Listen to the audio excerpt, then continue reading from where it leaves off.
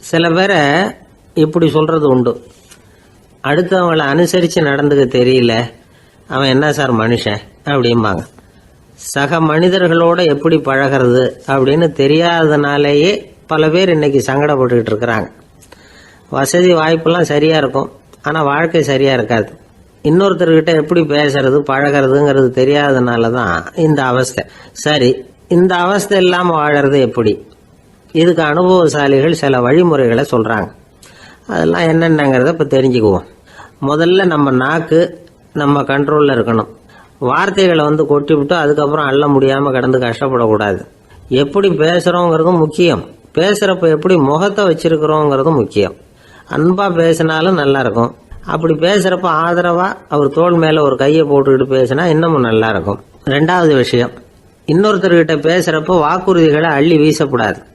கொடுக்குற வாக்குறுதி குறைச்சலாக இருக்கணும். அப்படி கொடுத்த வாக்குறுதியை கண்டிப்பாக நிறைவேற்றணும்.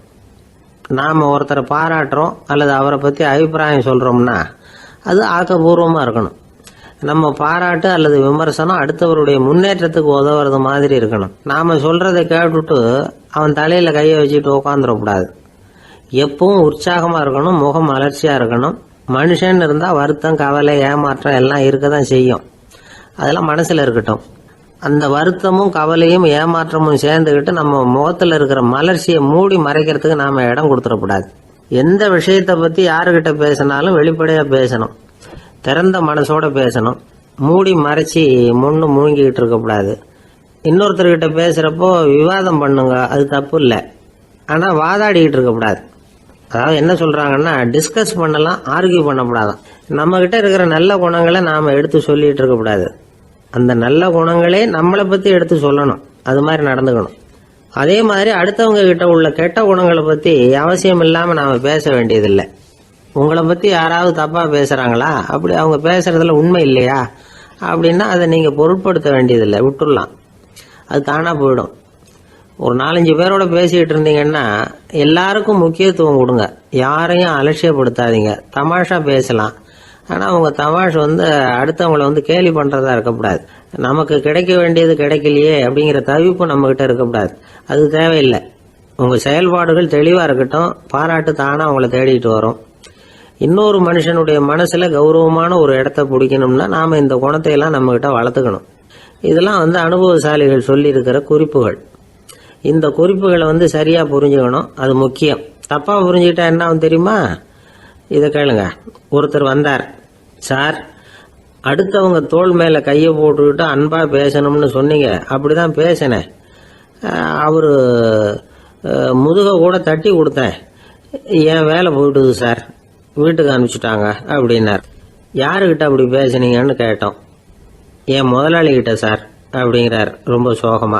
ஒரு சின்ன பையன் வந்தான், அவனை பார்த்து ஒரு கேள்வி கேட்டோம். ஏன்ப்பா உங்கள் வீட்டில் அம்மா புத்திசாலியா அப்பா புத்திசாலியா அப்படின்னு. அவன் அலட்சியமா நம்மளை பார்த்து சிரிக்கிறான். என்ன சார் இது, இந்த காலத்தில் இது கூட தெரியாமல் இருக்கிறீங்களே அப்படிங்கிறான். ஒரு சின்ன பையன் நம்மளை பார்த்து இப்படி கேட்டு விட்டானே அப்படின்னு நினைக்கிறப்போ நமக்கு ஒரு மாதிரி ஆகிடும். அதுக்கப்புறம்தான் இந்த தாத்தா பாட்டிலாம் சொல்கிற ஒரு கதை ஞாபகத்துக்கு வந்தது. அது என்ன கதை தெரியுமா? ஒரு ஊரில் ஒரு அம்மாவும் பிள்ளையும் இருந்தாங்களாம். அந்த மகனுக்கு திடீர்னு தேசாந்திரம் போய் வரணும்னு ஆசை வந்துட்டுது. ஊராக போய் சுற்றி பார்க்கணுங்கிற ஆசை. அந்த அம்மாவுக்கு இது பிடிக்கல. மகனை பிரிஞ்சு இருக்கிறதுக்கு அவங்க மனசு இடம் கொடுக்கல. வேணாப்பான்னு சொல்லி பார்த்தாங்க, அவன் கேட்கல. திடீர்னு புறப்படவும் செஞ்சுட்டான். சரி, இனிமேல் அவனை தடுக்க முடியாதுன்னு முடிவு பண்ணிக்கிட்டாங்க அந்த அம்மா. இருந்தாலும் புத்திசாலித்தனமாக ஒரு யோசனை பண்ணாங்க. மகனை கிட்டத்தில் கூப்பிட்டாங்க, அவங்ககிட்ட சொன்னாங்க, இதை பாருப்பா, நீ தேசாந்திரம் போகிறதுன்னு தீர்மானம் பண்ணிவிட்ட, அதை நான் தடுக்கலை, போயிட்டு வந்துடும். ஆனால் போகிறதுக்கு முன்னாடி எனக்கு ஒரு வாக்குறுதி கொடுத்துட்டு போ அப்படின்னாங்க. போகிறப்போ ராத்திரியாக இருந்தாலும் பகலாக இருந்தாலும் சரி, புளிய மரத்து நிழலில் தான் தங்கணும். திரும்பி வர்றப்போ இரவும் பகலும் நீ வேப்ப மரத்து நிழல்லே தங்கணும் அப்படின்னாங்க. சரி, அப்படியே செய்கிறேன்னு சொல்லி வாக்குறுதி கொடுத்தான் பையன். புறப்பட்டு போனான். போகிற வழியில் புளிய மரத்து நிழல்லையே தங்கினான், தூங்கினான். அப்படி போய்கிட்டே இருந்தான். 7வது நாள் அவன் உடம்பு சுகமில்லாமல் போயிட்டுது. ரொம்பவும் பலவீனமாயிட்டான். இனிமேல் நடக்க முடியாதுங்கிற நிலைமை வந்துட்டுது. யோசிச்சு பார்த்தான். சரி, இதுக்கு மேலே போக வேண்டாம் அப்படின்னு முடிவு பண்ணிட்டு திரும்பி வர ஆரம்பிச்சுட்டான். திரும்பி வர்றப்போ வழியில் வேப்ப மரத்து நிழலையே தங்கி தங்கி வந்தான். நாளுக்கு நாள் உடம்பு சரியாக வந்துட்டுது. 7வது நாள் வீட்டுக்கு வந்து சேர்றான். உடம்பு பழையபடியே கலகலப்பாயிட்டுது. பூரண சுகம். தேசாந்திரம் போன பையன் திரும்பி வந்துட்டானே அப்படின்னு அந்த அம்மா ஆச்சரியப்படலை. ஏன்னா அவங்களுக்கு தெரியும் இப்படி ஆகும்னு. பையன் சீக்கிரமாக திரும்பி வரணுங்கிறதுக்காக தான் அவங்க அந்த யோசனையை சொன்னாங்க. என்ன விஷயங்கிறதையும் அவங்களே சொன்னாங்க. மகனே, புளிய மரத்து நிழல் உடம்புக்கு உஷ்ணத்தை கொடுக்கும், சீக்க உண்டாக்கும். அதனால் நீ தொடர்ந்து புளிய மரத்து நிழலில் தங்கினாவே நோய்க்கு ஆளாயிட்ட. அதனால் நல்ல பயணத்தை முடிச்சுக்கிட்டு திரும்பி வரணுங்கிற முடிவுக்கு வந்துட்ட. திரும்பி வர்றப்போ நீ தங்கினது வேப்ப மரத்து நிழல். அது உடம்புக்கு குளிர்ச்சியை தரக்கூடியது, நோயை தீர்க்கக்கூடியது. அதனால் சுகமாக வீட்டுக்கு சேர்ந்துட்ட. உன்னோட தேசாந்திர பயணத்தை தடுக்கிறதுக்காக தான் இப்படி பண்ணினேன் அப்படின்னாங்களாம் அந்த அம்மா. பார்த்தீங்களா அம்மாவோட புத்திசாலித்தனத்தை? அப்பாவாக இருந்தால் இப்படியா பண்ணுவார்? ஒரு அப்பா பையன்கிட்ட 10 ரூபா கொடுத்து இதை எடுத்துக்கிட்டு அடுத்த ஊருக்கு போய் அங்கே இருக்கிற மாமா கிட்ட இதை கொடுத்துட்டு வாடா, வழியில் எங்கேயாவது மரத்தடியில் படுத்து தூங்கி விடாதே அப்படின்னு எச்சரிக்கை பண்ணி அனுப்புனாராம். பையனுக்கு எச்சரிக்கையாக வாழறது எப்படிங்கிறத கற்றுக் கொடுக்கறதுக்காக இப்படி பண்ணார். அவன் பணத்தை வாங்கிக்கிட்டு போனான். அப்பா சொன்னதை மறந்துட்டு ஒரு மரத்தடியில் படுத்து தூங்கிட்டான். அவனுக்கு தெரியாமல் அவன் பின்னாடியே போன அப்பா அவன் கையில் இருந்த அந்த 10 ரூபாயை நைஸாக எடுத்துகிட்டு வந்துட்டார். அவன் பையில் தானே வச்சுருந்தான், அது தெரியாமல் எடுத்துகிட்டு வந்துட்டார். அவன் தூங்கிக்கிட்டு இருக்கான். எடுத்துகிட்டு ஒரு மறுபடியும் வீட்டுக்கு வந்துட்டார். பையன் முழிச்சுக்கிட்டு பையை தடவி பார்க்குறான், பணத்தை காணும். அழுதுகிட்டே திரும்பி வந்தான். அப்பா கிட்ட விஷயத்த சொன்னான். அப்பா சிரிச்சுக்கிட்டே சொன்னார், அதுக்கு தான்ப்பா ஆரம்பத்திலேயே எச்சரிக்கை பண்ணினேன், இனிமேலாவது நீ ஜாக்கிரதையாக இருக்கணும் அப்படிங்கிறதுக்காக தான் இப்படி பண்ணினேன். அந்த பணம் எங்கேயும் போயிடலை, நான் தான் அதை உனக்கு தெரியாமல் எடுத்து வச்சிருக்கிறேன். இதோ பாரு அப்படின்னு சொல்லிக்கிட்டு சைடு பாக்கெட்டில் கையை விட்டா அது ஓட்டையாக இருக்குது. அதை எவனோ ஏற்கனவே கத்திரிச்சு எடுத்துகிட்டு போயிட்டான். இப்போ அப்பா முகத்தில் அசடு வழிஞ்சுதான். ஒரு ஆள் இருந்தான், நிறைய பணம் சம்பாதிச்சான். ஆனால் செலவு பண்ண மனசு வரல, கருமி. அவன் என்ன பண்ணா, சேர்த்த பணம் பூராவையும் ஒரு மரத்தடியில் புதைச்சி வச்சுருந்தான். வாரத்துக்கு ஒரு தடவை அந்த மரத்தடிக்கு வருவான். புதைச்ச இடத்த ஆவலோடு பார்த்துக்கிட்டு இருப்பான். அதுக்கப்புறம் போயிடுவான். அவ்வளவுதான். ஒரு நாள் ஒரு திருடன் வந்தான். இவன் புதைச்சி வச்சுருந்ததெல்லாம் எடுத்துகிட்டு போயிட்டான். இது தெரிஞ்சு போச்சு. அந்த கருமி புலம்ப ஆரம்பிச்சிட்டான். இவன் புலம்பலை கேட்டதும் அக்கம் பக்கத்தில் இருந்தவங்கெல்லாம் ஓடி வந்தாங்க. என்ன விஷயம்னு விசாரித்தாங்க. இவன் சொன்னான். ஒரு பெரியவர் கேட்டார், ஏப்பா வாரம் இந்த இடத்த பார்க்கறதாக சொன்னியே, எப்போவாவது இதில் இருக்கிற பணத்தை எடுத்து செலவு பண்ணியிருக்கியா அப்படின்னு கேட்டார். நான் அப்பப்போ அதை பார்க்கறது தான் வழக்கம், அதை தொட்டதே இல்லைன்னு அவன். சரி அப்படின்னா இப்போவும் நீ அதே மாதிரி வாரம் ஒரு தடவை இந்த இடத்த பார்த்துட்டு போகலாமே அப்படின்னாராம் அந்த பெரியவர். அதுவும் சரிதானே, எவ்வளவு காலமானாலும் அவன் அந்த பணத்தை எடுத்து செலவு பண்ண போகிறதில்ல. அப்படி இருக்கிறப்ப உள்ளே பணம் இருந்தாலும் ஒன்று தான், இல்லாமல் போனாலும் ஒன்று தான். இதிலிருந்து என்ன புரியுதுன்னா, ஒருத்தர்கிட்ட இருக்கிற பணத்தை கொண்டு அவர் பணக்காரரா ஏழையா அப்படின்னு முடிவு செய்கிறது சரியில்லை. அந்த செல்வத்தை அனுபவிக்கிற திறன், பயன்படுத்துகிற திறன், அதை வச்சு தான் அவர் ஏழையா பணக்காரரா அப்படிங்கிறத நிர்ணயம் பண்ணணும். அதுதான் சரி. செலவு பண்ண தெரியாதவன் சேகரம் பண்ணிகிட்டே இருக்கிறதுனால என்ன பிரயோஜனம்? தலைமுடியே இல்லாதவன் தாராளமாக சீப்புகளை வாங்கி சேகரம் பண்ணுறது மாதிரி தானே இது. சில சமயம் செலவு பண்ண நாம் தயாராக இருந்தால் கூட அந்த செல்வம் நமக்கு பயன்படுறதில்ல. அரேபியாவில் ஒரு நகை வியாபாரி விலை உயர்ந்த முத்துக்களை எல்லாம் அவர் வச்சு வியாபாரம் பண்ணிகிட்டு இருந்தார். அவர் ஒரு சமயம் ஒரு பாலைவனம் வழியாக போயிட்டு இருக்கிறார் ஒட்டகத்தில். அப்போது திடீர்னு கடுமையான புயல் வீச ஆரம்பிச்சுட்டுது. திசை தவறி இவர் எங்கேயோ வந்துட்டார். கூட வந்தவங்களையும் காணலை, எங்கே போனாங்களோ தெரியல. இவர் ரொம்ப பயந்து போய் அங்கே எங்கேயுமா அலைஞ்சு தெரிகிறார். வழியே தெரியல. பசி கடுமையாயிட்டுது. ஒட்டகத்து முதுகில் ஒரு மூட்டை இருந்தது. அதை பிரித்து பார்த்தார். உள்ளே ஏதாவது இருக்கான்னு தேடி பார்க்குறார். அது வரைக்கும் கண்ணில் தட்டுப்படாத அபூர்வமான ஒரு பை கண்ணில் பட்டுது. ஆஹா, அதில் ஏதாவது சாப்பிட்றதுக்கு இருக்கும் அப்படின்னு நினச்சி ஆவலாக அதை பிரித்து பார்க்குறார். அந்த பையில் விலை உயர்ந்த முத்துக்கள் நிறைய இருந்துதான். அப்போ தான் அவர் நினச்சாராம், விலை உயர்ந்த முத்துக்கள் கூட சாப்பிட்றதுக்கு உணவாக முடியாது அப்படிங்கிறத புரிஞ்சுக்கிட்டாராம். எந்த நேரத்தில் எது நமக்கு தேவையோ அது நமக்கு தாராளமாக கிடைக்கணும். அப்படி அது கிடைக்கிறதுக்கு நம்மக்கிட்ட இருக்கிற செல்வம் பயன்படணும். அது நமக்கும் பயன்படலாம், நம்ம மூலமா அடுத்தவங்களுக்கும் பயன்படலாம். அதுதான் செல்வத்தின் பயன். ஒரு மரத்தடியில் ஒருத்தன் உட்காந்து அழுதுகிட்டு இருந்தான். அந்த பக்கமா வந்த இன்னொருத்தன் ஏப்பா அழுதுகிட்டு இருக்கிறேன்னு கேட்டான். இந்த இடத்துல தான் பூமிக்கு அடியில் பணம் இருக்குது, புதைச்ச இடம் தெரியல, அதான் அழறேன் அப்படின்னா. நல்லா ஞாபகப்படுத்தி பாரு, எந்த இடத்துல புதைச்ச அப்படின்னு கேட்டான் இவன். அது எப்படி எனக்கு தெரியும், புதைச்சி வச்சிருக்கிறவன் நான் இல்லையே, எங்க எழுத்து வீட்டுக்காரன் அப்படின்னானா இவன். ஒரு பல்கலைக்கழகம், அங்கே ஒரு இலக்கிய பேராசிரியர், அவர் பாடம் நடத்திக்கிட்டு இருந்தார். ராபர்ட் ப்ரௌனிங் எழுதிய கவிதைகளை பற்றி சொல்லிகிட்டு இருக்கிறார். மாணவர்களும் ரொம்ப அக்கறையாக அதை கேட்டுக்கிட்டு இருக்கிறாங்க. ஒரு குறிப்பிட்ட கவிதையை பற்றி சொல்லும் பொழுது அந்த பேராசிரியருக்கே ஒரு சந்தேகம். அதாவது அந்த கவிதையின் சரியான அர்த்தம் என்னங்கிறதுல சந்தேகம். பேராசிரியர் யோசனை பண்ணார். அந்த கவிதையை முழுசா புரிஞ்சுக்க முடியல. அதனால மாணவர்களை பார்த்து சொன்னார், மாணவர்களே, ஒரு நாள் பொறுத்துங்க, இந்த கவிதையை எழுதின கவிஞர் எங்க வீட்டுக்கு பக்கத்துல தான் இருக்கிறார். இன்னைக்கு சாயந்தரம் நான் அவரை நேரிலேயே போய் பார்க்கறேன். பார்த்து இதுக்கு என்னங்க அர்த்தம்னு கேட்டுட்டு வந்துடுறேன்.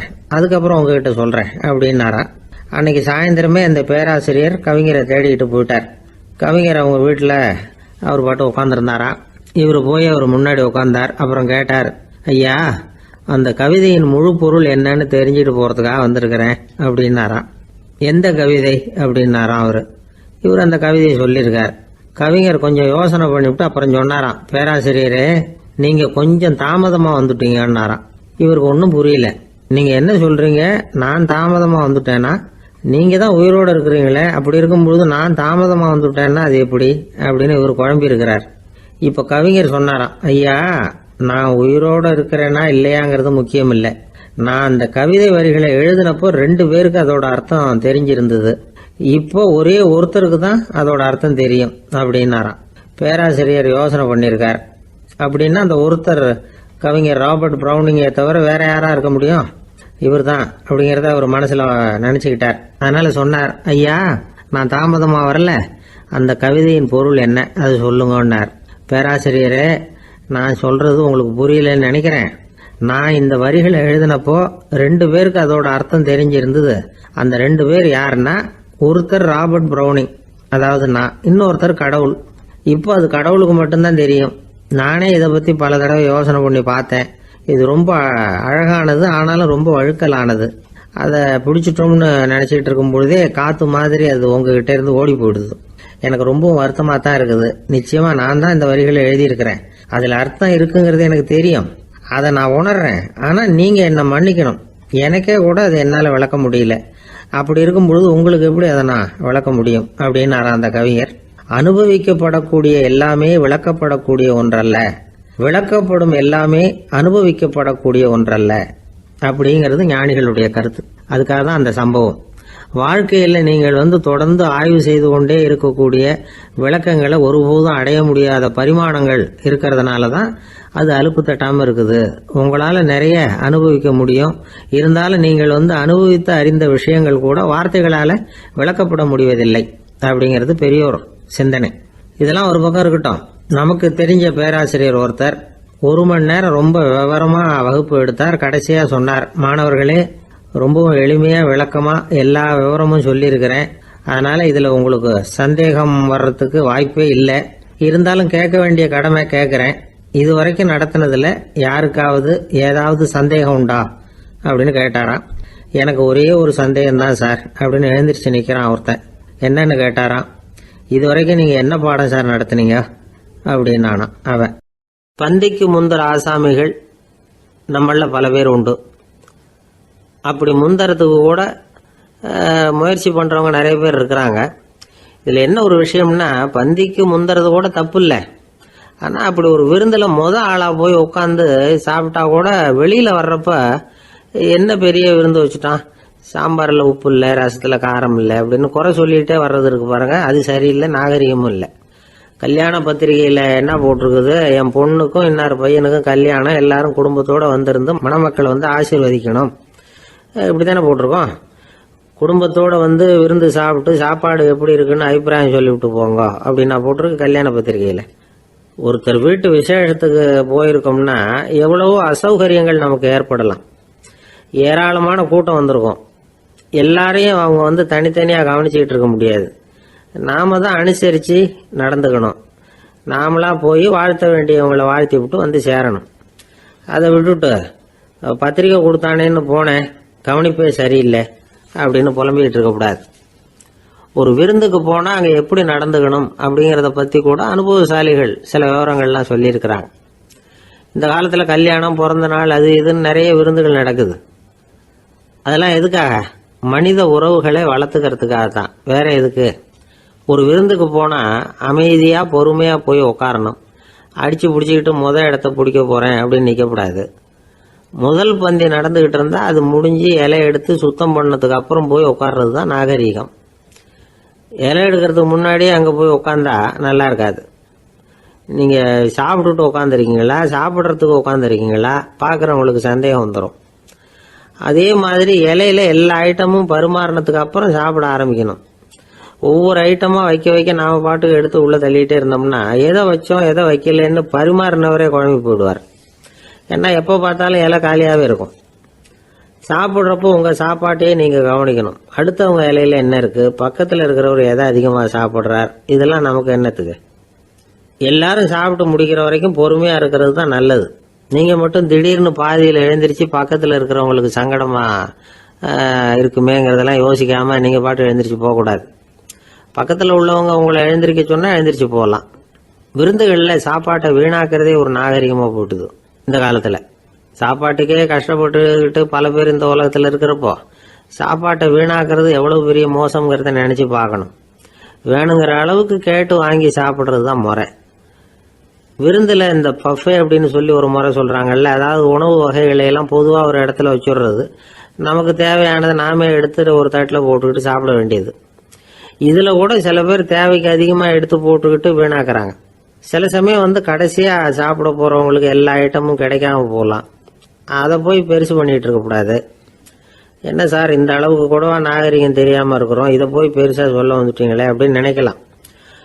ஒருத்தர் 2 பேருக்கு இந்த விவரம் தேவைப்படலாம். அவங்க காதலையும் இது விழட்டுமேங்கிறதுக்காக தான் இது. ஒரு பெரிய கல்யாண விருந்து நடந்துக்கிட்டு இருந்தது. விருந்து மண்டபத்து வாசலில் ஒருத்தர் நின்றுக்கிட்டு வர்றவங்களையெல்லாம் ரொம்ப மரியாதையாக வணங்கி உள்ளே அனுப்பி வச்சுக்கிட்டு இருந்தார். எப்படி தெரியுமா? வர்றவங்க கையெல்லாம் பிடிச்சி முத்தம் கொடுத்து அதுக்கப்புறம் உள்ளே அனுப்பி வச்சுக்கிட்டு இருந்தாராம். கூட்டம்லாம் முடிஞ்சதுக்கப்புறம் அவர்கிட்ட போய் கேட்டிருக்கிறாங்க, சார் நானும் எவ்வளவோ விருந்துகளுக்கு போயிருக்கிறேன், இருந்தாலும் இவ்வளவு மரியாதையாக வர்றவங்க கைக்கெல்லாம் முத்தம் கொடுத்து வரவேற்கிறத இங்கே தான் பார்க்குறேன் அப்படின்னு சொன்னாங்க. அதுக்கு அவர் சொன்னார், அட போங்க சார், நான் முத்தம் கொடுக்கல, முந்தின பந்திக்கு சாப்பிட்டவங்களே அடுத்த பந்திக்கும் வர்றாங்களான்னு மோந்து பார்த்து அனுப்பி வச்சுக்கிட்டு இருந்தேன் அப்படின்னார். ஒருத்தன் எப்படி நடந்துக்கிறாங்கிறத வச்சு தான் அந்த ஆள் எப்படிங்கிறத நாம் முடிவு பண்ணுறோம். ஆளுமைன்னு சொல்கிறோம்ல, அதுக்கு சூழ்நிலைகளை ஆளுகின்ற தன்மை அப்படின்னு விளக்கம் கொடுக்குறார் ஒரு உளவியல் நிபுணர். சரி, ஒரு மனிதனுடைய ஆளுமையை உருவாக்குகிற விஷயங்கள் என்னென்ன?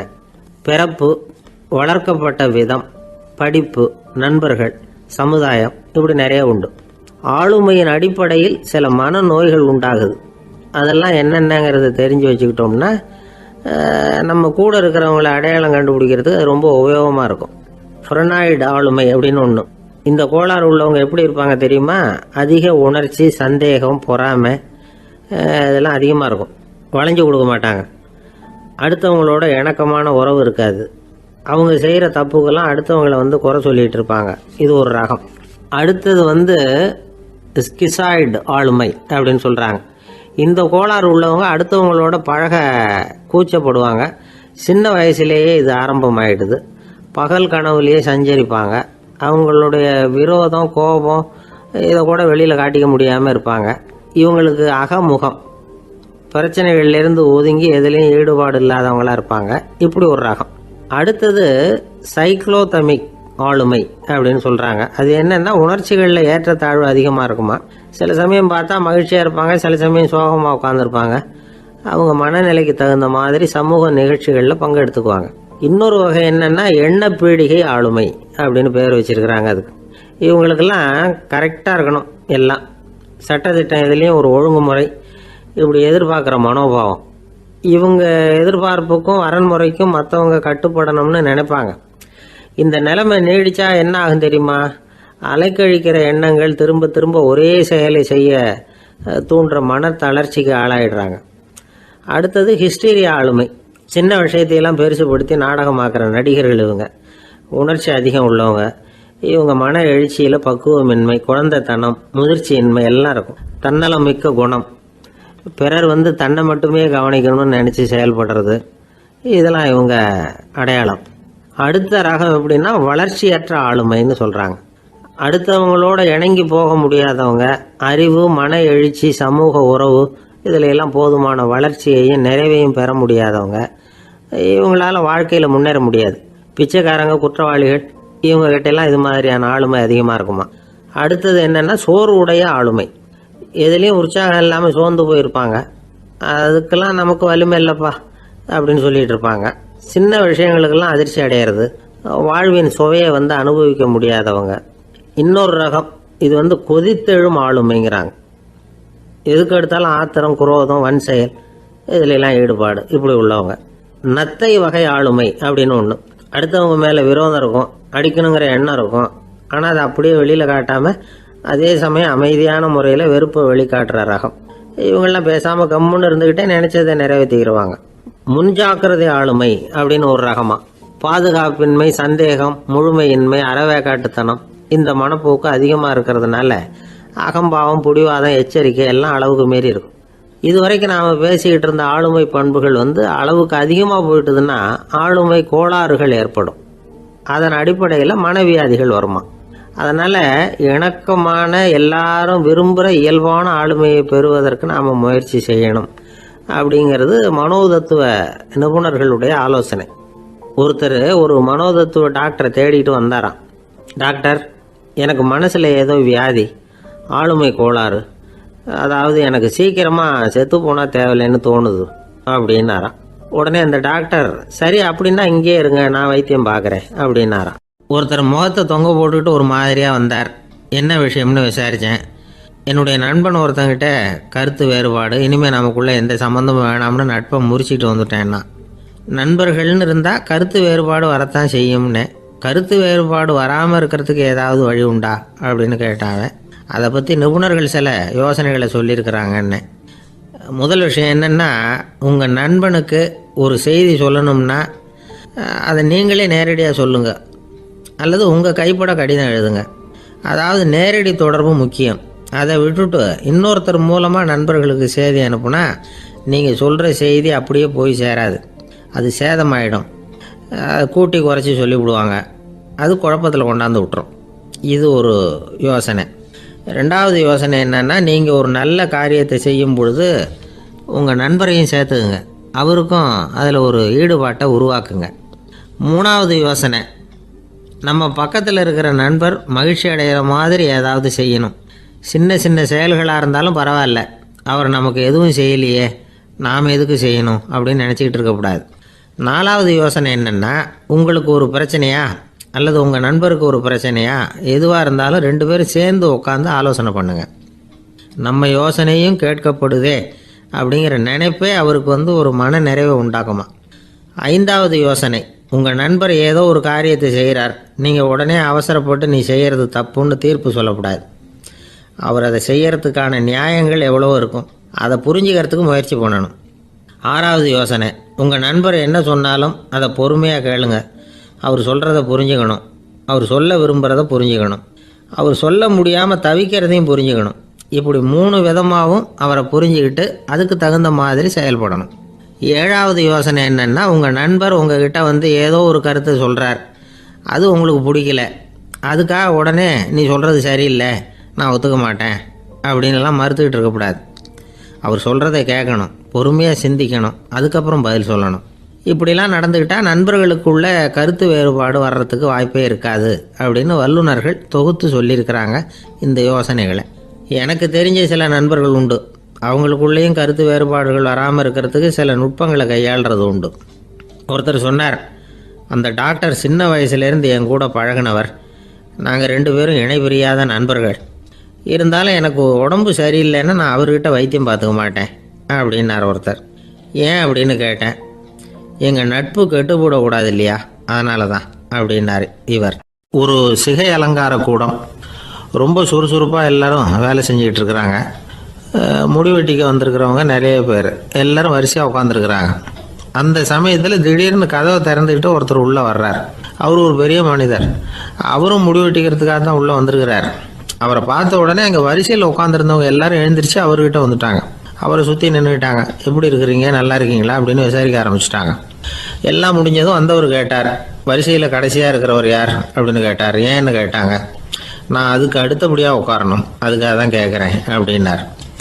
உடனே அங்கே இருந்தவங்கெல்லாம் என்ன சொன்னாங்க தெரியுமா? நீங்கள் வரிசையில் காத்திருக்கக்கூடாது, நீங்கள் அரசாங்கத்தின் தலைவர், உங்களுக்கு நேரம் முக்கியம், அதனால் நீங்கள் முன்னாடி போங்க அப்படின்னு சொன்னாங்க. ஆனால் அதை அவர் கேட்கல. தோழர்களே, உங்களுடைய கருத்துக்கு ரொம்ப நன்றி. எல்லாரும் வரிசையாக தான் வரணும், அதுதான் முறை. வரிசையில் வரணுங்கிற நடைமுறையை நானும் பின்பற்ற விரும்புகிறேன். நாம் எல்லாரும் சமமானவர்கள் அப்படின்னார். இப்படி சொல்லிவிட்டு வரிசையில் கடைசியாக இருந்த ஒரு நாற்காலியில் போய் உட்காந்துக்கிட்டார். தன் சட்டை பையில் இருந்த ஒரு செய்தித்தாளை எடுத்தார், படிக்க ஆரம்பிச்சிட்டார். ஆனால் அங்கே இருந்தவங்களால இதை பார்த்துக்கிட்டு சும்மா இருக்க முடியல. ஒருத்தர் எழுந்திரிச்சு வந்தார். ஐயா, இப்போ என்னுடைய முறை வந்திருக்குது, நான் தான் போக வேண்டிய முறை.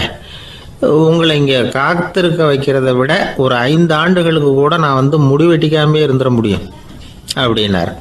அவர் மறுபடியும் சொன்னார், ஐயா, நீங்கள் வரிசை முறையை தாண்டி போக விருப்பப்படல, சரி, ஆனால் என்னுடைய முறையை மாற்றி கொடுக்கறதுக்கு எனக்கு முழு உரிமை இருக்குது.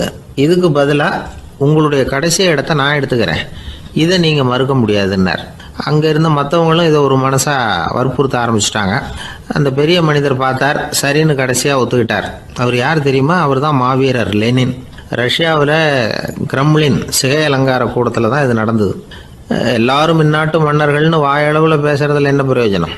நாம் எல்லாரும் சமங்கிறத நடைமுறையில் கடைபிடிச்சி காட்டினவங்க கொஞ்சம் பேர் தான். அவங்களில் ஒருத்தர் தான் லெனின். வரிசையில் நின்று வர்றதுங்கிறது ஒரு சிறந்த பண்பு, உயர்ந்த பண்பு. இன்றைக்கி பல இடங்களில் அது நமக்கு தேவைப்படுது. ஒரு ரேஷன் கடை வாசல், கடை திறக்கிறதுக்கு முன்னாடியே எல்லாரும் வரிசையில் நின்றுட்டாங்க. கடைசியாக வந்த ஒருத்தர் க்யூவில் முன்னாடி போகிறதுக்கு முயற்சி பண்ணுறார். ஏற்கனவே நின்றுட்டு இருக்கிறவங்க அவரை முன்னாடி போகிறதுக்கு விட மாட்டேங்கிறாங்க. கடைசியாக போய் நில்லையா அப்படின்னு எல்லாரும் கத்துறாங்க. அது அவர் காதில் வாங்கலை. முண்டி அடிச்சுக்கிட்டு முன்னாடி போகிறதுக்கே முயற்சி பண்ணிகிட்டு இருக்கிறார். எல்லாரும் சேர்ந்து அவரை வலுக்கட்டாயமாக இழுத்து கொண்டாந்து பின்னாடி கொண்டு போய் நிறுத்திவிட்டு சொன்னாங்க, இதை பாருப்பா, நாங்கள் இருக்கிற வரைக்கும் நீங்கள் முன்னாடி போய் எதையும் வாங்க முடியாது, தெரிஞ்சுக்கோ அப்படின்னாங்க. இப்போ அந்த ஆள் சொன்னாராம், நான் இங்கே பின்னாடி நிற்கிற வரைக்கும் நீங்களும் எதுவும் வாங்க முடியாது அப்படின்னாராம். ஏன்னு கேட்டிருக்கிறாங்க. நான் தான் அந்த கடையை திறக்க வேண்டிய ஆள் அப்படின்னா. ஒருத்தர் ஒரு தவறு செஞ்சு விடுறாருன்னு வச்சுக்கோங்க. உடனே நீ செஞ்சது தவறு அப்படின்னு சொல்கிறது ஒரு வகை. அதுக்கு பதிலாக எது சரின்னு அவர் புரிந்து கொள்ள உதவி செய்கிறது இன்னொரு வகை. இந்த 2வது வகை இருக்குது பாருங்கள், நிர்வாக இயலில் இது ரொம்ப முக்கியம். அலுவலகத்தில் வேலை பார்க்குற ஒருத்தர் முக்கியமாக தெரிஞ்சுக்க வேண்டியது என்ன தெரியுமா? சக ஊழியர்கள்கிட்ட எப்படி பழகணும், மேலதிகாரிகள்கிட்ட எப்படி பழகணும், தனக்கு கீழே வேலை செய்கிறவங்கக்கிட்ட எப்படி பழகணும், வாடிக்கையாளர்கள்கிட்ட எப்படி பழகணும், இவங்க எல்லார்கிட்டையும் செம்மையான உறவை ஏற்படுத்திக்கிறது எப்படி, இதையெல்லாம் சொல்லிக் கொடுக்குற பாடம் தான் இன்டர் பர்சனல் ஸ்கில், திறமையான உறவு அப்படிங்கிறது. எந்த வேலையில் இருந்தாலும் சரி, இந்த உறவுகளை வளர்க்கும் திறன் உள்ளவங்க சீக்கிரம் முன்னுக்கு வந்துடுறாங்க. மற்றவங்க கிட்ட உறவை பலப்படுத்திக்கிறது எப்படி அப்படின்னு தெரிஞ்சுக்கிட்டோம்னா எந்த ஒரு தடையையும் சுலபமாக தாண்டி செய்கிற தொழிலில் முன்னுக்கு வந்துடலாம். ஹார்வர்டு பல்கலைக்கழகத்தில் ஒரு கணக்கெடுப்பு பண்ணி பார்த்தாங்களாம். பார்க்குற வேலையில் எது மாதிரி குணாதிசயம் உள்ளவங்க வேகமாக முன்னுக்கு வர்றாங்க அப்படின்னு தெரிஞ்சுக்கிறதுக்காக இந்த கணக்கெடுப்பு. வெவ்வேறு துறையில் வேகமாக முன்னுக்கு வந்திருக்கிற பல பேரை சந்தித்து இந்த சர்வேயை நடத்தியிருக்கிறாங்க. அவங்க கண்டுபிடிச்சி சொல்லியிருக்கிற உண்மை என்ன தெரியுமா? ஒருத்தர் ஒரு வேலையில் இருந்தால் அது சம்பந்தப்பட்ட சப்ஜெக்ட் பற்றிய அறிவு 35% இருந்தால் போதுமா. ஆனால் உறவுகளை வளர்க்கக்கூடிய திறன், இன்டர் பர்சனல் ஸ்கில்லு 65% வேணும். இப்படி உள்ளவங்க சீக்கிரம் முன்னுக்கு வந்துடுறாங்களாம். அதனால் ஒருத்தருக்கு வேலை சரியாக புரியலைன்னா கூட விவரமாக மற்றவங்கக்கிட்ட பழகிறது எப்படின்னு புரிஞ்சால் போதும், அவர் முன்னுக்கு வந்துடலாம். அலுவலகங்களில் மட்டும் இல்லை, எல்லா இடங்கள்லையும் இது ரொம்ப முக்கியம். வீட்டுக்குள்ளேயும் இது ரொம்ப முக்கியம், வீட்டுக்கு வெளியேயும் இது முக்கியம். அடுத்தவங்க கிட்ட பழகிறது எப்படிங்கிறத தெரிஞ்சிக்காதவன் வாழ்க்கையில் முன்னேற முடியாது. இன்றைக்கி ஆயுதங்களால் காயப்படுத்தி கொள்ளுகிறவர்களை விட வார்த்தைகளால் காயப்படுத்தி கொள்ளுகிறவர்கள் தான் அதிகம். பெரியவங்க என்ன சொல்கிறாங்க தெரியுமா? நீங்கள் இந்த பூமியில் பிறந்ததன் அர்த்தம் பூர்த்தி ஆகணும்னா அடுத்தவங்களுக்கு உதவி பண்ணுங்க. அடுத்தவங்களுக்கு உதவி செய்ய முடியாவிட்டால் கூட பரவாயில்லை, ஆனால் யாரையும் புண்படுத்தி விடாதீங்க அப்படின்னு சொல்கிறாங்க. எனக்கு தெரிஞ்ச ஒருத்தர் ஒரு அலுவலகத்தில் வேலை பார்க்குறார். அவர் சொல்லுவார், எனக்கு இந்த இன்டர்பர்சனல் ஸ்கில் ரொம்ப அதிகம் சார். சக ஊழியர்கள்கிட்ட ரொம்ப சுமூகமாக நடந்துக்குவேன். என் கூட வேலை பார்க்குற ஒருத்தருக்கு ஏதாவது ஒரு கஷ்டம்னா அந்த சமயத்தில் அவர் செய்ய வேண்டிய வேலையை நான் செஞ்சிருவேன் சார் அப்படிம்பார். நான் அவர்கிட்ட சமீபத்தில் அப்படி ஏதாவது செஞ்சுருக்கீங்களா அப்படின்னு கேட்டேன். செஞ்சுருக்கேன் சார். போன வாரம் புதன்கிழமை ஆஃபீஸில் என் பக்கத்து சீட்டுக்காரருக்கு வயிற்று வலி. உடனே நான் மெடிக்கல் லீவ் போட்டுவிட்டு எங்கள் வீட்டுக்கு போயிட்டேன் சார் அப்படின்னார். ஒரு சீன தேசத்து அரசர் இருந்தார். அவருக்கு வயசாயிட்டுது. அவருக்கு அடுத்தபடியாக அவருடைய புள்ள பட்டத்துக்கு வரணும், ஆட்சி பொறுப்பை ஏற்றுக்கணும். ஒரு நல்ல தலைவனுக்கு இருக்க வேண்டிய பண்புகள்லாம் தன்னுடைய மகனுக்கு இருக்கணும்னு விரும்பினார் அந்த அரசர். அதனால் இளவரசனை பக்கத்தில் இருந்த ஒரு குரு கிட்ட அனுப்புனார். இளவரசன் அவர்கிட்ட போய் சேர்ந்தான். அந்த குரு என்ன பண்ணார் தெரியுமா? இவனை பார்த்து சொன்னார், இதை பாருப்பா, நீ என்ன பண்ணுற, இப்போவே பக்கத்தில் இருக்கிற காட்டுக்கு போ, நடு காட்டில் போய் ஒரு இடத்துல உட்காந்துக்கோ. அங்கே என்னென்ன சத்தம்லாம் உன் காதில் விழுதுன்னு கவனித்து கேளு. உன் காதில் விழுந்த ஓசைகள் என்னென்னங்கிறத என்கிட்ட வந்து சொல்லு, அதுதான் எனக்கு தெரியணும், உனக்கு வேலையும் அதுதான் அப்படின்னு சொல்லி அனுப்பி வச்சுட்டார். இளவரசன் காட்டுக்கு போனான். குரு சொன்னபடியே ஒரு இடத்துல உட்காந்து கவனித்து கேட்டான். அதுக்கப்புறம் குருக்கிட்ட திரும்பி வந்தான். என்னென்ன சத்தம்லாம் கேட்ட அப்படின்னு கேட்டார் குரு. குருவே, காட்டில் நான் பறவைகள் சத்தம்லாம் கேட்டேன், மிருகங்களின் ஓசையையும் கேட்டேன், இதை தவிர இடி மின்னல் மழை இதுகளோட சத்தத்தையும் கேட்டேன் அப்படின்னா. குரு யோசனை பண்ணார், நீ இன்னமும் சரியாக கேட்கல, அதனால் மறுபடியும் காட்டுக்கு போ, கொஞ்ச நாள் தங்கியிருந்து கேட்டுட்டு வா அப்படின்னார். இளவரசனுக்கு ஒன்றும் புரியல. இருந்தாலும் குருவின் கட்டளையாச்சே, மறுக்க முடியுமா? உடனே அவன் மறுபடியும் காட்டுக்கு போனான். ஒரு இடத்துல உட்காந்தான். கொஞ்ச நேரம் உன்னிப்பாக கவனித்து கேட்டான். சில நாள் கழித்து குருக்கிட்ட திரும்பி வந்தான். குருவே, இந்த தடவை சில துல்லியமான சத்தங்களை எல்லாம் கேட்டான். தேனீ பறக்கிற சத்தம், நீரோடையின் மெல்லிய ஓசை, இதெல்லாம் கேட்டேன்னா. குரு சிரித்தார். நீ மறுபடியும் காட்டுக்கு போ, இன்னும் சில நாள் அங்கே இரு, முழுமையாக கவனமாக கேட்டுட்டு வா அப்படின்னு சொல்லி அனுப்பி வச்சுட்டார். இளவரசனுக்கு குழப்பம் அதிகமாயிட்டுது. ஒன்றுமே புரியல. மறுபடியும் காட்டுக்கு போனான். மௌனமாக ஒரு இடத்துல உட்காந்துட்டான். அப்படியே தியானத்தில் ஆழ்ந்துட்டான். சில நாளில் அவனுக்கு இதுவரை கேட்காத ஓசைகள்லாம் கேட்க ஆரம்பிச்சிட்டுது. இதைத்தான் நான் கேட்கணும்னு என்னுடைய குரு எதிர்பார்த்துருக்கிறாருங்கிறத புரிஞ்சுக்கிட்டான். உடனே குருக்கிட்ட ஓடனான். குருவே, இந்த தடவை காதுகளுக்கு கேட்க முடியாத சில ஓசைகளை கூட என்னால் உணர முடிஞ்சுது. பூ மலருகிற ஓசை, சூரியனால் பூமி சூடாகிறப்போ எழுகிற ஓசை, காலை பனித்துளி இந்த புல்லுலாம் குடிக்கிற ஓசை, இது எல்லாம் என்னால் நல்லா கேட்க முடிஞ்சுது அப்படின்னா. குருவுக்கு இப்போ தான் திருப்தி ஏற்பட்டு தான். இளவரசனை பார்த்து சொன்னார், இதை பாருப்பா, இப்போ தான் நாட்டை ஆளுகிற தகுதி உனக்கு வந்திருக்குது அப்படின்னு சொல்லி அதுக்கு விளக்கமும் கொடுத்தாராம். எந்த அரசன் தன்னுடைய மக்களின் இதயம் பேசுகிற மௌன மொழியை, மௌன வார்த்தைகளை கேட்குறானோ அவன்தான் ஆள தகுதி உள்ளவன். எந்த அரசன் தன்னுடைய மக்களின் உணர்ச்சிகளை உண்மையாக உணர்றானோ அவன்தான் முதன்மையான அரசன். போலி வார்த்தைகளை மட்டும் கேட்டுட்டு பல மௌன ராகங்களை காதில் வாங்கிக்காதவன் அரசனே இல்லை. எந்த நாட்டில் எப்போ ஒரு அரசன் தன்னுடைய மக்களின் உணர்ச்சிகளை கேட்க மறுக்கிறானோ அன்னையிலேருந்தே அந்த நாடு அழிய தொடங்குது அப்படின்னு அர்த்தம். இதுதான் அந்த குரு இளவரசனுக்கு போதிச்சது. வாயால் பேசுகிறத மட்டும் கேட்டு ஏமாறக்கூடாது, உணர்ச்சிகளையும் கேட்குறதுல தான் மனப்பக்குவம் உண்டாகும். மக்கள் உணர்ச்சிகளை புரிந்து கொள்ளாத அரசர்கள் நீடிச்சிருக்க முடியாது. அது மாதிரி நாடுகளில் அடிக்கடி குழப்பம் தான் உண்டாகும். அப்படி இருந்தால் அடிக்கடி ஆட்சி மாறிக்கிட்டு இருக்கும்.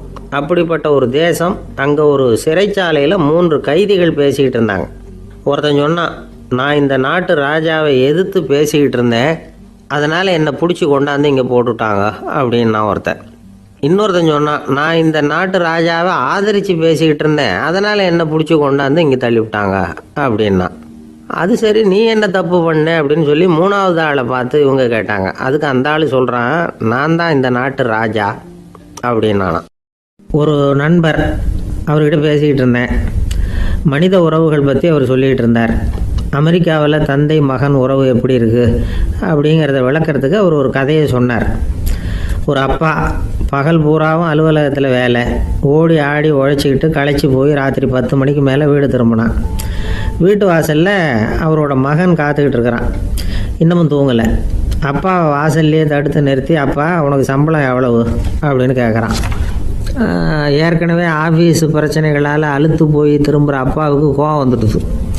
என்னடா இப்படிலாம் கேளுன்னு உங்கள் அம்மா உனக்கு சொல்லி கொடுத்தாளா அப்படின்னு சொல்லிவிட்டு உள்ளே போய் சட்டையை கட்டி மாட்டி விட்டு குளிச்சு விட்டு மறுபடியும் வெளியில் வந்து உடையை மாற்றுகிற சமயம் அப்போ மறுபடியும் மகன் உள்ளே வந்து நிற்கிறான் அவர் முன்னாடியே. அப்பா உனக்கு எவ்வளவு சம்பளங்கிறான் மறுபடியும். அப்பாவுக்கு எரிச்சல் அதிகமாகிட்டுது. மணிக்கு $20 போதுமா அப்படின்னார். அப்படின்னா எனக்கு ஒரு $10 தர முடியுமான்னா மகன். இதுக்கு தான் என் சம்பளம் எவ்வளவுன்னு கேட்டியா? 2ஆம் வகுப்பு படிக்கிற உனக்கு எதுக்குடா $10 அப்படின்னு கத்திவிட்டு தொலைக்காட்சி பெட்டியின் முன்னாடி போய் உட்காந்துக்கிட்டு ஏதோ நிகழ்ச்சியை பார்க்க ஆரம்பிச்சிட்டார். கொஞ்ச நேரம் கழித்து மறுபடியும் மகன் வந்து நிற்கிறான். அப்பா ப்ளீஸ் எனக்கு ஒரு $10 கொடுக்க முடியுமா? மகனுடைய கண்களில் கண்ணீர். என்னடா அவன் கண்ணீரை காட்டி காரியம் சாதிக்கலாம்னு பார்க்குறியா? ஒரு காசு கூட கொடுக்க மாட்டான் போ அப்படின்னு விரட்டி விட்டான். மகன் கண்ணீரை தொடச்சிக்கிட்டே கண்ணை தொடச்சிக்கிட்டு பேசாமல் போய் படுத்துக்கிட்டானா. கொஞ்ச நேரம் ஆச்சு. அப்பாவோட கோபம் கொஞ்சம் கொஞ்சமாக குறைஞ்சிது. பிள்ளைகிட்ட கோபமாக கத்துனது தப்பு தாங்கிறது புரிஞ்சுது அவனுக்கு. எழுந்திரிச்சு போனான், படுக்கை இறக்கி போனான். மகனை பார்த்தான். அவன் தலையணையை கட்டி பிடிச்சிக்கிட்டு அழுதுகிட்டு இருக்கிறான். அவனை மெல்ல நெருங்கி அவங்ககிட்ட எதமாக பேசுகிறதுக்கு ஆரம்பித்தானான். எதுக்குடா உனக்கு $10 பள்ளிக்கூடத்தில் கேட்டாங்களா அப்படின்னு கேட்டானான். மகன் சொல்லியிருக்கான், இல்லை டாடி, உனக்கு 1 மணி நேரம் சம்பளம் $20ன்னு சொன்னேன்.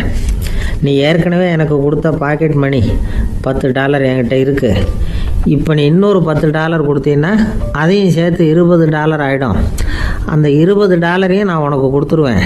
அப்படி கொடுத்தா நீ என் கூட 1 மணி நேரம் செலவழிப்ப இல்லையா? அதுக்காக தான் $10 கேட்டேன் அப்படின்னு சொன்னானான். அந்த அப்பா கண்ணு கலங்கி போச்சான்.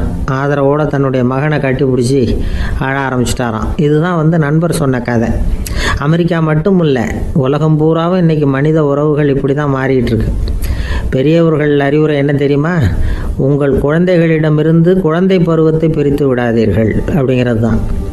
அதாவது இன்றைய குழந்தைகள் தங்கள் பிருந்தாவனத்தை இழந்து விடுகிறார்கள் அப்படிங்கிறது அவங்களுடைய கருத்து. இந்த நிலைக்கு நாம் காரணமாக இருந்துடக்கூடாது. குழந்தைகளோட விளையாடுவோம், குடும்பத்தோடு உறவாடுவோம் அப்படிங்கிறது தான் நம்முடைய நோக்கமாக இருக்கணும். இன்றைய உறவு முறைக்கு இன்னொரு உதாரணம் சொல்லுவாங்க. ஒருத்தர் வந்தாராம், அவர் பக்கத்தில் ஒரு சின்ன பையன். நாம் அவரை விசாரிக்கிறோம், யார் இந்த பையன் அப்படின்னா அவர் சொல்கிறார், இவன் எனக்கு தூரத்து உறவு அப்படின்னாராம். இந்த தூரத்து உறவுன்னா எப்படின்னு இருக்கான். இதுக்கு அவன் சொல்லியிருக்கிறான், இவன் எங்கள் அப்பாவுக்கு 8வது புள்ள அப்படின்னானான். கணவன் மனைவி அன்பாக இருக்கணும், ஒருத்தர் நல்லா புரிஞ்சுக்கணும், விட்டு கொடுக்குற மனப்பான்மை வேணும். அதுதான் ஒரு நல்ல குடும்பம். இன்றைக்கி பல குடும்பங்களில் அர்த்தமில்லாத சண்டைகள் தான் அதிகம். கிராமப்புறங்களில் வேடிக்கையாக ஒரு கதை சொல்லுவாங்க. ஒரு ஊரில் ஒரு ஆள் இருந்தான், வேலை வெட்டி இல்லாமல் சும்மாவே இருந்தான். அவனுக்கு கல்யாணம் பண்ணி வச்சாங்களாம். மனைவி வந்து சேர்ந்தா, சும்மாவே உட்காந்துருக்கிறியே, ஏதாவது சம்பாதிக்கிற வழியை பாரு அப்படின்ட்டு இருக்கா. அதுக்கு தான் யோசனை பண்ணிகிட்டு இருக்கிறேன், ஒரு அருமையான ஐடியா அப்படின்னு நானா. என்ன அது சொல்லு அப்படின்ட்டுருக்கா. அவன் ஒரு ஆட்டுக்குட்டி வாங்க போகிறேன்னு இருக்கான். அதை வாங்கி என்ன பண்ண போகிறேன்னா, அந்த குட்டி வளரும், பெருசாகும், அதுக்கப்புறம் அது நிறைய குட்டி போடும் அப்படின்ட்டுருக்கான். சரி, அப்புறம் என்ன, அதையெல்லாம் சந்தையில் கொண்டுட்டு போய் விற்றுவிட்டு அந்த காசுக்கு ஒரு எருவு மாடு வாங்கலாம். சரி, அது எதுக்கு? எருவு மாடு நிறைய பால் கொடுக்கும், அதை கொண்டுகிட்டு போய் பால் பண்ணையில் கொடுப்பேன், அல்லது நானே விற்றுருவேன், கை நிறைய காசு கிடைக்கும். அதுக்கப்புறம் ஒரு பசுமாடு வாங்குவேன், பாலையும் விற்கலாம், நாமளும் காய் போட்டு சாப்பிட்லாம், இப்படிலாம் சொல்லியிருக்கான். அப்போ அந்த பொண்ணு சொல்லிச்சான், அடுத்த தெருவில் இருக்கிற எங்கள் அம்மா வீட்டுக்கும் கொஞ்சம் பால் கொடுத்து அனுப்பலாம் அப்படின்ட்டுருக்கா அந்த பொண்ணு. இந்த இடத்துல கணவனுக்கு கோவம் வந்துட்டுது. அது எப்படி உங்கள் அம்மா வீட்டுக்கு எதுக்கு கொடுக்கணும், அதெல்லாம் முடியாதுன்றிருக்கான். இந்த இடத்துல சண்டை ஆரம்பமாயிட்டுது. கொஞ்ச நேரத்தில் 2 பேரும் சத்தம் போட ஆரம்பிச்சிட்டாங்க. கடுமையான சண்டை நடக்கிறத பக்கத்து வீட்டுக்காரன் காதில் வாங்கினான். அவன் ஓடியாந்தான். அவனுக்கு தெரியும், வாங்காத மாட்டுக்காக இப்படி சண்டை போட்டுக்கிட்டு இருக்கிறாங்கங்கிறது அவனுக்கு புரியும். அவன் ஓடி வந்து சொன்னான், ஏண்டா உன்னோட பசுமாட்டை ஒழுங்காக கட்டி போடக்கூடாதான்ருக்கான். என்னடா சொல்கிறேன்னா, இவன் உன் மாடு என் தோட்டத்தில் வந்து மேய்ஞ்சுட்டுது, பயிரெலாம் நாசமாயிட்டுது, 10,000 ரூபா அளவுக்கு சேதம், அதை வாங்கிட்டு போகிறதுக்கு தான் வந்தேன், குடுறா 10,000 நானா. இவன் அரண்டு போயிட்டான். அப்புறம் சொன்னான், டே நான் இன்னும் மாடே வாங்கலையே, அதுக்குள்ளே அது வந்து எப்படிடா உன் தோட்டத்தில் மேயும், என்னடா வளர்றேன்ருக்கான். நீ தாண்டா இப்போ உளறிக்கிட்டு இருக்க, மாடே வாங்கலை, அதுக்குள்ளே எப்படிடா வந்து உன்னுடைய மனைவி அவங்க அம்மா வீட்டுக்கு பால் கொடுத்து அனுப்ப முடியும் அப்படின்னு அவன் கேட்டானா. நம்ம ஆளுக்கு இப்போ தான் புத்தி வந்துதான். அர்த்தமே இல்லாத சண்டை போட்டுக்கிட்டு இருக்கிறோம் அப்படிங்கிறத அவன் புரிஞ்சுக்கிட்டானான். இது நம்ம முன்னோர்கள் சொல்லியிருக்கிற ஒரு கதை. சண்டையில தான் அர்த்தம் இல்லையே தவிர கதையில் அர்த்தம் உண்டு. அதாவது இல்லாத விஷயங்களுக்காக சண்டை போட்டுக்கிட்டு இல்லறத்தை வீணாக்கிக்கிட்டு இருக்கிற மனிதர்கள் இன்றைக்கு நிறைய பேர் இருக்கிறாங்க. ஒருத்தன் தன்னுடைய மனைவியை பற்றி மாமனார்கிட்ட புகார் சொன்னானா, மாமா உங்கள் பொண்ணு அர்த்தமில்லாத சண்டை போடுறா, எதுக்கு எடுத்தாலும் எடுத்து எறிஞ்சு பேசுகிறா அப்படின்ட்டுருக்கான். நீ எப்படி மாப்பிள்ளை அதை சமாளிக்கிற அப்படின்னு கேட்டிருக்காரு அவரு. அவள் எடுத்து எறிகிறது என் மேலே படாமல் ஒதுங்கி நின்றுக்கிறேன் அப்படின்னு நானா இவன். ஒரு பெரியவர்கிட்ட பேசிக்கிட்டு இருந்தேன். அவர் என்கிட்ட ஒரு கேள்வி கேட்டார். திருடர்கள் எத்தனை வகை தெரியுமா உனக்கு அப்படின்னார். இதுதான் அவர் கேட்ட கேள்வி. எதுக்காக என்ன பார்த்து அந்த கேள்வி கேட்டாரு தெரியல. இருந்தாலும் நான் அவருக்கு பதில் சொன்னேன். திருடர்களில் எத்தனையோ வகை உண்டுங்க. கார் திருடன், சைக்கிள் திருடன், முகமூடி திருடன், எப்படி சொல்லிகிட்டே போகலாம். இருந்தாலும் என்னுடைய சிற்றறிவுக்கு எட்டின வரையில் திருடர்களை 2 வகையாக பிரிக்கலாம் அப்படின்னு நினைக்கிறேன். ஒன்று ராத்திரியில் திருடுற திருடன், இன்னொருத்தன் பகலில் திருடுற திருடன். அதாவது பகல் திருடன், ராத்திரி திருடன் அப்படின்னு பெரியவர் சிரித்தார். என்ன சிரிக்கிறீங்களே, என்ன கள்வர்கள் 4 வகை அப்படின்னு ஆரம்பித்தார். எப்படின்னு கேட்டேன். சாப்பாட்டுக்கு இல்லாமல் திருடுறாங்க பாருங்க, அது ஒரு வகையான். சாப்பாட்டுக்கு இருந்தும் திருடுறாங்க பாருங்க, அது ஒரு வகையான். இதை தவிர இன்னும் ஒரு 2 வகை திருட்டு உண்டு. அது என்னன்னா, ஆண்டவன் கிட்ட இருந்து நாம திருடுற திருட்டு, இன்னொன்று என்னன்னா நம்ம கிட்ட இருந்து ஆண்டவன் திருடுற திருட்டு அப்படின்னார். எனக்கு ஒன்றும் புரியல. என்ன சார் இது, ஆண்டவனையே திருடன்னு சொல்றீங்களே அப்படின்னு ஆச்சரியமா. ஆமாங்க, ஆண்டவனை கல்வன்னு சொல்றது இல்லையா. காஞ்சிபுரத்துக்கு பக்கத்தில் திருக்கார்வனம் அப்படின்னு ஒரு ஊர் இருக்கு. அங்கே உள்ள பெருமாளுக்கு கல்வர்னு தான் பேர். அது மட்டும் இல்லை, திருமங்கை ஆழ்வார் தம்முடைய திரு நெடுந்தாண்டகத்தில் கார்வனத்துள்ளாய் கல்வா அப்படின்னு தான் அழைக்கிறார் அப்படின்னு நிறைய உதாரணம்லாம் சொல்ல ஆரம்பித்தார். அதுக்கப்புறம் அவர்கிட்ட பேசி நான் புரிஞ்சுக்கிட்ட விவரங்களை தான் இப்போ உங்ககிட்ட சொல்ல போகிறது. அதாவது அவர் சொன்ன முதல் வகை திருடர்கள் சாப்பாட்டுக்கு இல்லாமல் திருடுறவங்க. இவங்களை திருத்தி போடலாம். சாப்பாட்டுக்கு இருந்தும் பணம் சேர்க்கணுங்கிற ஆசையால் பொய் கணக்கெல்லாம் எழுதுறாங்க பாருங்க, அவங்க தான் 2வது வகை. 3வது வகை திருட்டு தான் மிகப்பெரிய திருட்டு. இறைவனுக்கு சொந்தமானதை நம்முடையதுன்னு நினைக்கிற திருட்டு. எது இறைவனுக்கு சொந்தமானது அப்படின்னா ஆத்மா. பகவானுக்கு சொந்தமான ஆத்மாவை நம்முடையதுன்னு நினைக்கிறது தான் அந்த மாபெரும் திருட்டு. இதுக்கு பேர் தான் ஆத்மாபகாரமா. சரி, இதுக்கு பரிகாரம் என்ன? எல்லாம் இறைவனுடையது, நமக்கு ஒன்றும் இல்லை அப்படின்னு நினைக்கிறது தான் இதுக்கு பரிகாரம். இதெல்லாம் இருக்கட்டும். 4வது திருட்டு ஒன்று சொன்னோம்ல, ஆண்டவன் நம்மகிட்ட இருந்து திருடுறது. அது எப்படி? ஆண்டவனை கல்வன்னு சொல்கிறாங்க, அது சரி. அவர் என்னத்தை திருடினார்? இப்போ இன்னொருத்தருக்கு சொந்தமான ஒன்றை எடுத்து வச்சுக்கிறது தான் கள்ளத்தனம். ஆனால் ஆண்டவன் எடுத்துக்கிட்டோம்னா இருக்கிறது எல்லாமே அவனுக்கு சொந்தம். அப்படி இருக்கிறப்போ அவரை எப்படி கல்வன்னு சொல்கிறது? இது என்ன புரியாமல் இருக்குதே அப்படின்னு சொல்லி பார்த்தா அதுக்கும் விளக்கம் சொல்கிறாங்க அவங்க. அதாவது ஆண்டவனுக்கு உருவமே கிடையாது, அரூபமாக இருக்கிறவன், அதாவது உருவம் இல்லாமல் இருக்கிறவன். அப்படி உள்ள பகவான் நம்மளை மாதிரி உருவத்தில் இருக்கிறான். நம்மளை மாதிரியே கையை காலு மூக்கெல்லாம் இருக்குது ஆண்டவனுக்கு. இந்த உருவம் நம்மகிட்ட இருந்து திருடினது தானே. அவன் தன்னுடைய உண்மையான திருமேனியை நமக்கு காட்டாம, அதாவது தரிசனம் கொடுக்காம இருக்கிறது கள்ளத்தனம் தானே. அதனால தான் இதுவும் ஒரு பெரிய திருட்டு, இருக்கிறதுலே மிகப்பெரிய திருட்டு அப்படிங்கிறார். என்கிட்ட பேசிக்கிட்டு இருந்தார், இந்த விஷயம்லாம் சொல்லிட்டு இருந்தாரு இந்த பெரியவர். அதாவது திருட்டை ஆன்மீக நோகத்தில் அவர் பார்க்குறார். நம்ம பார்வையில் இதை விட அபூர்வமான திருட்டுலாம் இங்கே உண்டு. அபூர்வமான திருடர்களும் உண்டு. ஒரு திருடன் சிறையிலிருந்து விடுதலையாகி வெளியில் போனான். கொஞ்ச நாளில் மறுபடியும் திரும்பி ஜெயிலுக்கு வந்துட்டான். அப்போது சிறை அதிகாரி அவனுக்கு அறிவுரை சொன்னாராம். ஏன்பா இப்படி அடிக்கடி தப்பு பண்ணிவிட்டு ஜெயிலுக்கு வந்துடுறியே, உனக்கு சொந்த பந்தம் எதுவும் இல்லையா? உனக்கு அப்பா, அண்ணன், தம்பிகள் அவங்க கூட எல்லாம் சேர்ந்து வாழணுங்கிற ஆசை இல்லையா அப்படின்னு கேட்டிருக்கார். அவங்களோட சேர்ந்து வாழணுங்கிற ஆசை எனக்கு நிறைய உண்டுங்க சார் அப்படின்னு அவன். அப்புறம் எதுக்கு இப்படி ஜெயிலுக்கு வந்துவிடுற அப்படின்னாரான் அவர். அவங்க எல்லாருமே இங்கே தானே சார் இருக்காங்க அப்படின்னு அவன். ஒரு ஊரில் ஒரு துறவி இருந்தார், புத்த சமய துறவி. அந்த ஊர் மன்னன் அவரை பற்றி கேள்விப்பட்டிருக்கான். ஒரு நாள் புறப்பட்டு போனான், துறவியின் பாதங்களை தொட்டு வணங்கினான். அதுக்கப்புறம் சொன்னான், ஐயா, நான் உங்களை அரண்மனைக்கு அழைச்சிட்டு போகிறதுக்காக வந்திருக்கிறேன். இனிமே நீங்கள் இங்கே எதுக்கு இருக்கணும் அப்படின்னானா. அவன் மனசுக்குள்ளே என்ன நினைப்புன்னா, இவர் எங்கே வர போகிறாரு, நான் ரொம்ப எளிமையானவன், எனக்கு எதுக்கு அரண்மனை வாசம்னு சொல்லிவிடுவார் அப்படின்னு நினச்சிருக்கான். ஆனால் அந்த துறவி என்ன பண்ணார் தெரியுமா? அப்படியா, சரி போகலாம், வா, போய் உன் ரதத்தை கொண்டுட்டு வா, அரண்மனைக்கு போகும்பொழுது அதுக்கு தகுந்த மாதிரி ஆடம்பரமாக போகணும் அப்படின்னு விட்டாரான். துறவி இப்படி சொன்னதும் அந்த மன்னனுக்கு மனசுக்குள்ளே சந்தேகம் வந்துட்டுது. இவர் உண்மையிலேயே துறவி தானா, ஏமாத்து பேர் வழி மாதிரி தெரியுதே அப்படின்னு நினச்சிருக்கான்.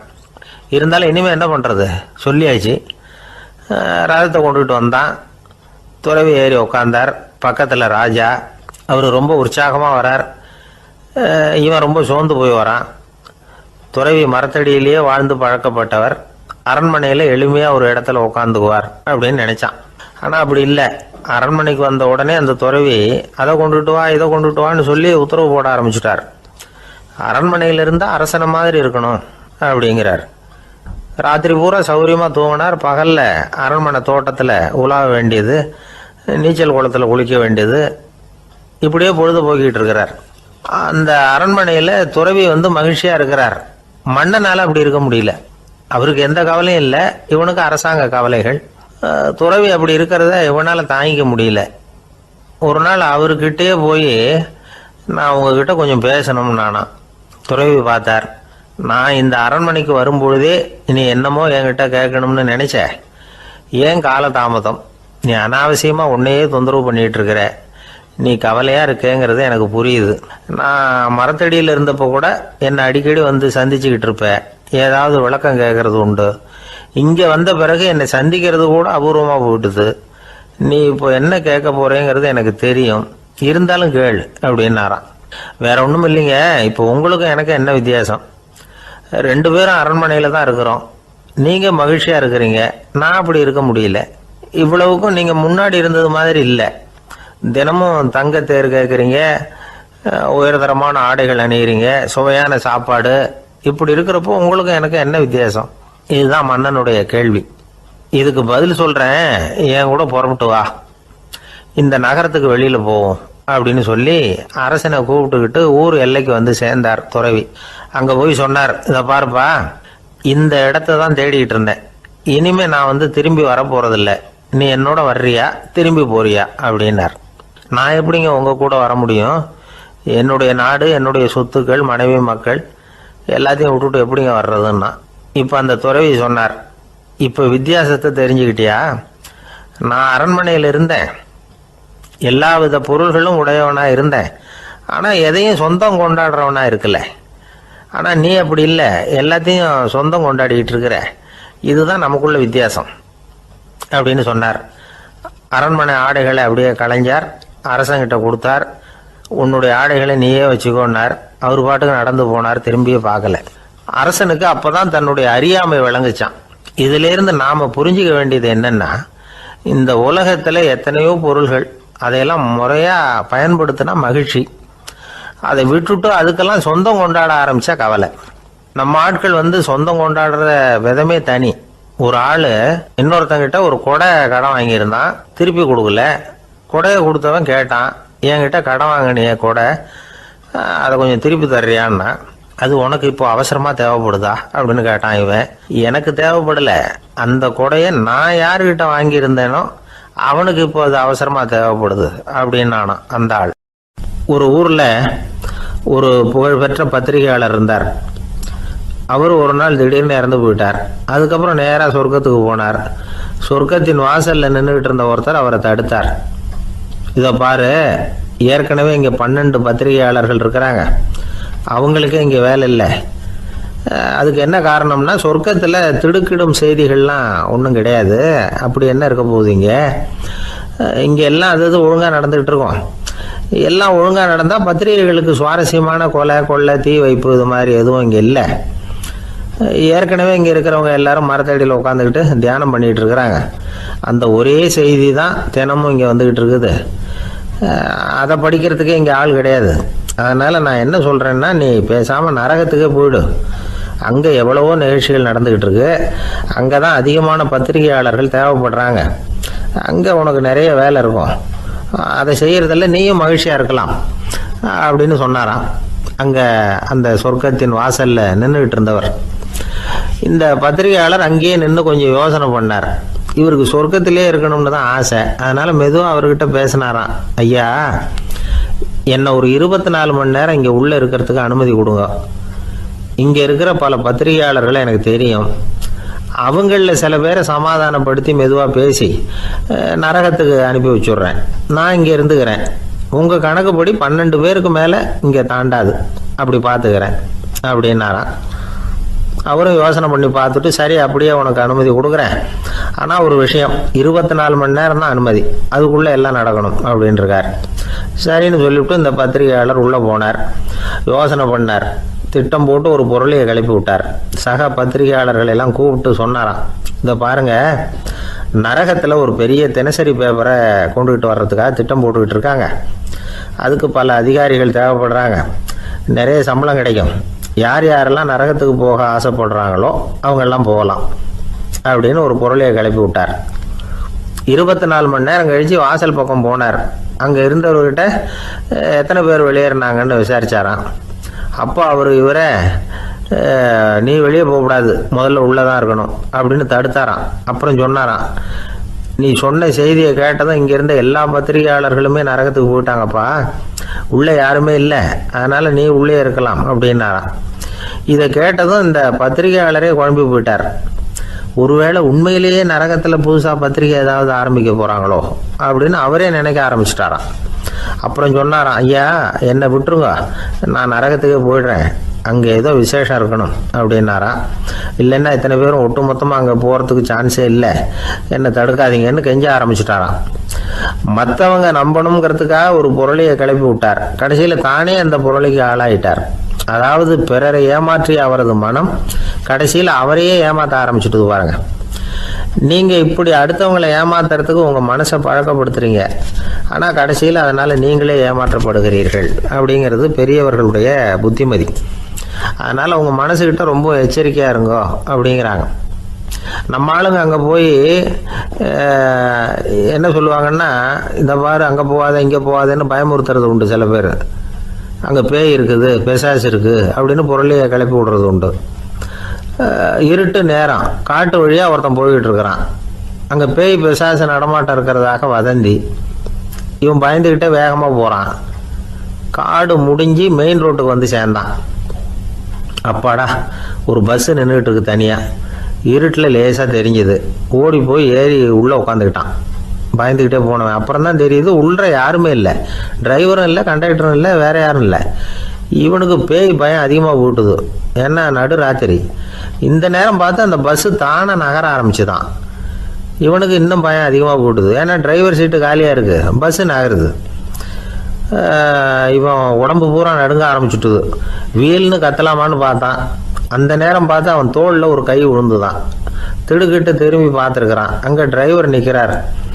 அவர் சொன்னாராம், ஏன்பா ஏற்கனவே பஸ்ஸு பிரேக் டவுன்,